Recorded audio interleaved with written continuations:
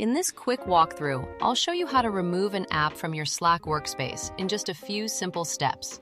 Let's get started. First, go ahead and click on your workspace name in the sidebar to open the main menu. From the menu that appears, you'll want to navigate to Tools and Settings. Then, select Manage Apps to access your app management area. You'll see several options at the top of the page. Go ahead and click on Installed Apps to view all the apps currently active in your workspace. Use the search bar to find the specific app you'd like to remove, then click on it from the results that appear below. Once you're on the apps page, click on App Details to access more information and settings. Now select the Configuration tab to see the management options for this app. Finally, click the Remove App button.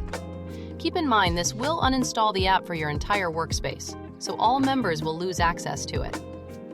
And that's all there is to it. You now know how to remove any app from your Slack workspace whenever you need to.